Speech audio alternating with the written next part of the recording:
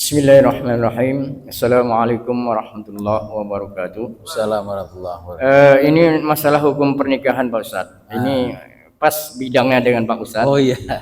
Ada seorang janda mempunyai anak dan mempunyai ahli nasab, adiknya atau abang kandungnya. Namun dalam pernikahan ini anaknya tidak merestui. Apakah itu menjadi penghalang? Kalau restu orang tua mungkin kita pikirkan Pak Ustadz ya. Nah ini terakhir janda tersebut menikah keluar daerah itu dengan diam-diam dan dengan wali hakim menikahnya. Jadi dengan pandangan syariat Islam itu hukumnya macam mana Pak Ustadz? Sah apa tidak? Karena masih ada ahli nasabnya. Demikian. Assalamualaikum warahmatullahi wabarakatuh. Assalamualaikum warahmatullahi wabarakatuh. Baik. Kalau menikah nggak direstui orang tua, seyogyanya keluarga mengajukan permohonan wali adol ke pengadilan agama.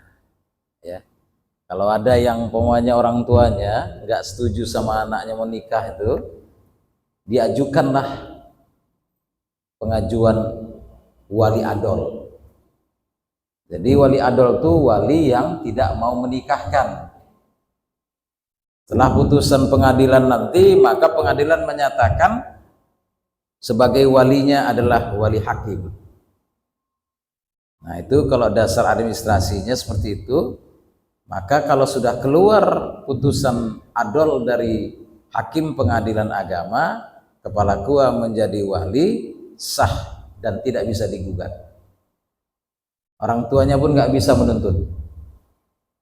Itu dia. Kemudian bagaimana pula kalau tak disetujui orang tua, lari dia. Wah, inilah namanya kawin lari ya kan. Kalau sudah jauh dari walinya, sejauh musafir. Musafir itu sekira hitungan 90 km lah. Jadi kalau kini kiranya dari sini ke tebing, itu kan jauh, ya kan? Nah, si anak ini jauh dari orang tuanya, mau menikah, dan kemudian yang di sana yang menikahkannya siapa? Kalau seorang yang jauh dari walinya, ya, baik musafatul qasri ataupun ba'id, jauh, lebih dari musafir, maka yang menjadi wali adalah wali hakim. Wali hakim. Siapa wali hakim itu? Wali hakim itu adalah kepala KUA. Di setiap kecamatan cuma satu wali hakim. Wali hakimnya kepala KUA. Maukah kepala KUA-nya menikahkan? Itu dia. Maukah? Umpamanya dari sini udah bawa surat, Pak. Bawa surat nih, udah siap lengkap. Udah? Kebetulan si laki-laki mungkin orang tebing tinggi.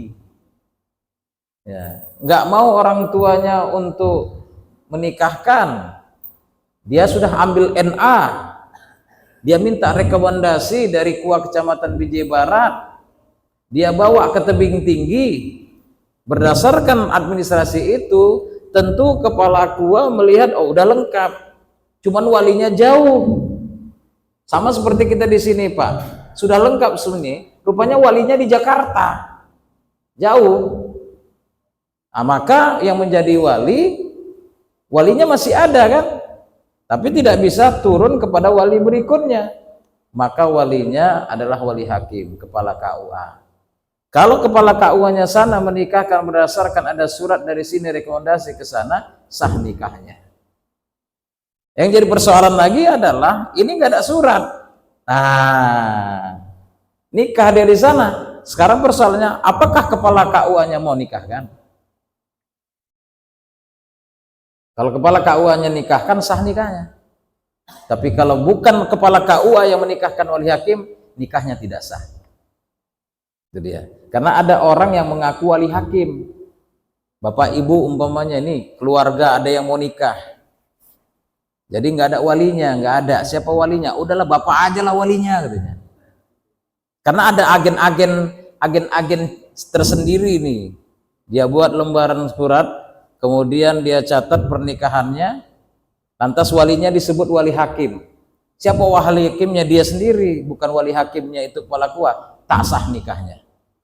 Jadi kalau berwali hakim, siapa walinya? Kepala kuah, maka kepala kuah itu menjadi wali hakim, sah nikahnya. Tapi syaratnya kalau jauh tadi ya, Bang ya. Kalau jauh. Tapi kalau di sini-sini saja nggak bisa. Nggak bisa. Kalau wali hakimnya, kalau dia masih ada walinya. Itu dia ya. Iya. Nuntut. Si perempuan ini dewasa atau tidak? Oh, janda. Iya. Sama. Baik itu gadis maupun janda, rukun nikah tetap harus ada wali. Bukan si janda boleh aku angkat bapak jadi waliku ya. Karena ada orang yang berprinsip seperti itu. Anak gadis minta izin sama orang tua. Kalau janda buat sendirinya. Bukan berarti dia tidak punya wali boleh nunjuk wali, bukan.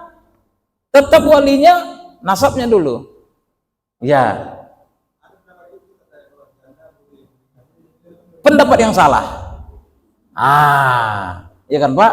Kalau ada yang menyatakan janda boleh menikahkan dirinya sendiri atau mencari wali dari yang lain, pendapat yang salah. Itu dia. Janda tidak boleh, tetap rukun nikah. Wali tetap nasabnya dulu. Nasab itu ada urutannya. Ayah kandung, kakek ke atas, terus kalau tidak baru saudara kandung. Saudara kandung itu saudara seayah seibu. Kalau nggak ada saudara seayah seibu, baru saudara seayah. Kalau saudara seibu nggak hitung. Baru kemudian kemanaan? Anak saudara kandung, anak saudara seayah. Baru berikutnya nanti baru bapak larinya ke pakcik, uak. Uak, pakcik itu masih jauh. Tapi sekarang, ada pakciknya kok, ada uaknya. Enggak. Tengok dulu saudara kandungnya. Tengok dulu anak saudara kandungnya ada enggak? Itu kan berarti anak saudara kandung kan kemanaan tuh. Itu.